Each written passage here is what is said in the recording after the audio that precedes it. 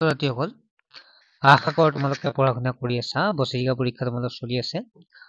সেয়েহে তোমালোকৰ লগত মই যিমান পাৰোঁ কুৱেশ্যন পেপাৰ কেইখন আলোচনা কৰি আছো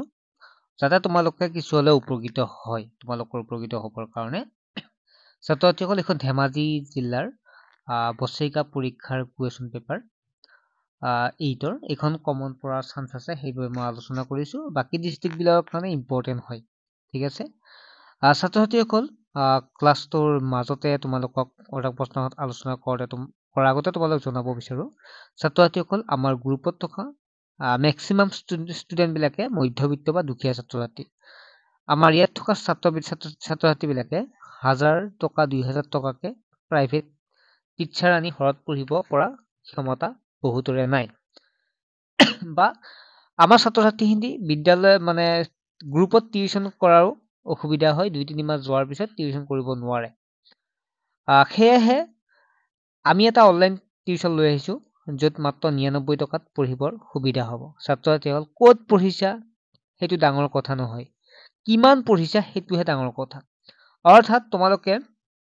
নিজকে ষ্টাডি কৰিবই লাগিব যিমানেই ডাঙৰ বা যিমানেই ডাঙৰ টিচাৰ নহওক কিয় তোমালোকে নিজে নপঢ়িলে কোনেও তোমালোকক ভাল এটা ৰিজাল্ট কৰাব নোৱাৰে জাষ্ট আমি হেল্প কৰিবহে পাৰিম আমি যথোপযুক্ত চেষ্টা কৰিছো যাতে এইবাৰ ছাত্ৰ-ছাত্ৰীখিনিক ভাল এটা ৰিজাল্ট কৰি দিব পাৰো সেয়েহে আমাৰ ক্লাছবিলাকৰ এডমিশ্যন হৈ আছে কোনো ছাত্ৰ-ছাত্ৰীয়ে যদি জইন হ'ব বিচাৰে হ'ব পাৰে মাত্ৰ 99 টকা তোমালোকৰ মেথ সায়েন্স সোশ্যাল সায়েন্স আৰু ইংলিছ চাৰিটাকৈ সাবজেক্ট পঢ়োৱা হ'ব ছাত্ৰ-ছাত্ৰীসকল হোৱাটছএপ নম্বৰত SMS কৰি তোমালোকে জইন হ'ব পাৰা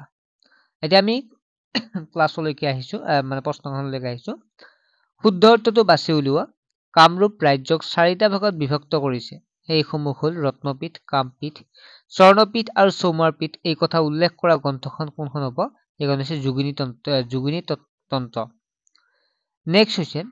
1671 চনৰ ঐতিহাসিক খৰাইহাটৰ যুদ্ধ আহোম স্বৰ্গদেউ কোন আছিল সেইটো হৈছে স্বৰ্গদেউ চক্ৰধ্বজ সিংহ কলম্বাছে আৱিষ্কাৰ কৰিছিল 1492 খ্ৰীষ্টাব্দত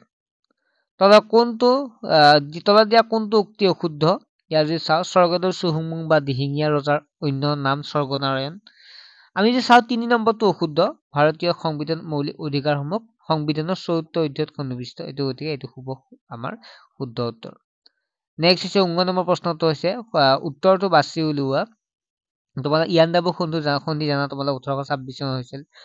তাৰপিছত ব্ৰাহ্ম সমাজ 1828 চনত মিৰ্জুমলাৰ অসম আক্ৰমণ হৈছিল 1662 আৰু গুমধৰ কোঁৱৰ বিদ্ৰোহ হৈছিল 1830 চনত তোমালোকে ইয়াত গম পালে এনসাৰখিনি নেক্সট প্ৰথম 6 নম্বৰটো আছে তলৰ কোনটোৱে পানী সংৰক্ষণত সহায় নকৰে ইয়াত হ'ব ভূগৰ্ভৰ পানী অত্যাধিক ব্যৱহাৰ কৰিলে পানী সংৰক্ষণত সহায় নকৰে তলৰ কোনখন চহৰ ব্ৰহ্মপুত্ৰ নদীৰ পাৰত অৱস্থিত নহয় এইখন হৈছে যোৰহাট চহৰখন পূৰ্ণিমা আৰু অমাৱস্যাৰ দিনা উঠা জোৱাৰক কি বোলা হয় বাসন্তী জোৱাৰ বুলি কোৱা হয় 3 নম্বৰটো হৈছে শুদ্ধ নম্বৰ যিটো আকৰিক উৎপাদন ভাৰতৰ স্থান কিমান 4ৰ্থ স্থানত আছে ভাৰত ব্ৰহ্মপুত্ৰ নদীৰ উল্লেখযোগ্য স্থায়ী চহৰটোৰ নাম কি এইটো স্থায়ী চহৰটোৰ নাম হৈছে ছাত্ৰছাত্ৰীসকল এইটো তোমালোকে কমেন্ট সেকশনত জনাবচোন এইটো ইয়াত কোনটো হ'ব লাগে আলুপতি হ'ব ইয়াৰ আনসাৰ ঠিক আছে আলুপতি আছে ইয়াৰ আনসাৰটো যিটো 1 নম্বৰটো নিয়ত আলুপতি ঠিক আছে নেক্সট হৈছে 3 নম্বৰটো হৈছে তলৰ কোনটো মানৱ সম্পদ উন্নয়নৰ নিৰ্দেশক সূচায় ইয়াৰ আছে একটো হ'ব জীৱন প্ৰত্যাখ্যা নেক্সট হৈছে কাৰণ বাকি কিটা নহয় অধিক জনসংখ্যা হলে মানৱ সম্পদ উন্নয়ন নহয় নেক্সট হৈছে মূলধন বা পুঁজিৰ অভাৱ হলেতো নহব অন্ধবিশ্বাসে মানুহ গতিকে একটো হ'ব শুদ্ধ উত্তৰ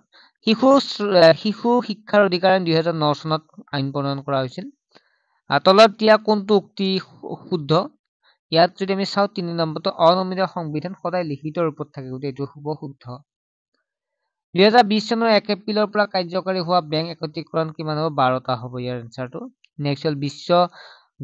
বিশ্বজুৰি গ্ৰাহক দিৱস পালন কৰা হয় 15 মাৰ্চ তাৰপিছত 2 নম্বৰটো হৈছে খালী ঠাই পূৰ কৰা এটা তোমালোকে নিজে চেষ্টা কৰিবা মই আৰু দি তাই সুনামি শব্দৰ অৰ্থটো দেশ ঢৌ আছে মধ্যযুগত মহিলাৰ স্থান দেশ আছিল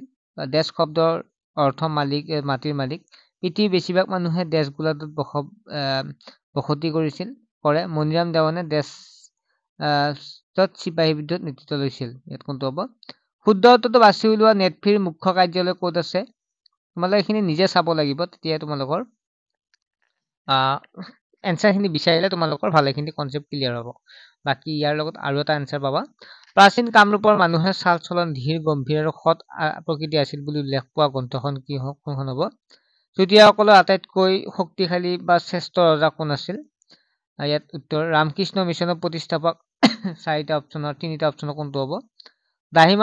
দাহিমাংশৰ অক্ষাংশৰ ভিত্তিত প্ৰথমে মানচিত্ৰ অংকন কৰা ব্যক্তিজন কছাৰীসকলৰ ৰাজধানী আছিল চৰাইদেউ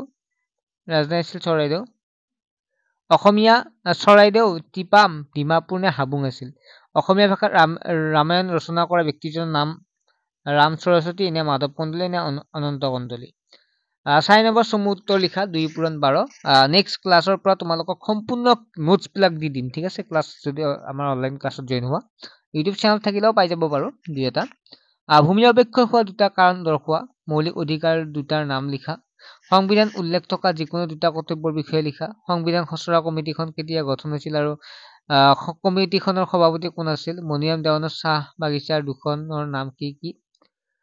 ইয়াণ্ডাবু সন্ধিৰ চৰ্তৰ দুটা উল্লেখ কৰা দুবিধ অপৰম্পৰাগত শক্তিৰ নাম লিখা প্ৰব্ৰজন উচ্চ স্থান আৰু লক্ষ্যস্থান কাক বোলে বসতি প্ৰধানকৈ কেই প্ৰকাৰ আৰু কি কি লিখা ভক্তিবাদ বুলিলে কি বুজা ব্ৰহ্মপুত্ৰ নদীৰ অসম অংশত নদীৰ গতিপথ অধিকাংশই খৰপিল কিয় স্কেল বা মাপনি বুলিলে কি বুজা লৰচৰ কৰা ধৰণ বা আৰু বসতিস্থল ওপৰত ভিত্তি কৰি সাগৰীয় উদ্ভিদ আৰু প্ৰাণীবোৰক কৰা তিনিটা ভাগ কি কি ছাত্ৰ ছাত্ৰীসকল আশা কৰোঁ তোমালোকে কুৱেশ্যনখন বুজি পালা এনেকুৱা কুৱেশ্যন পৰীক্ষাত পাবা পৰীক্ষাটো যিমান পাৰা ভাল কৰি দিয়া নেক্সট এটা ভিডিঅ'ত লগ পাম আজিলৈকে বাই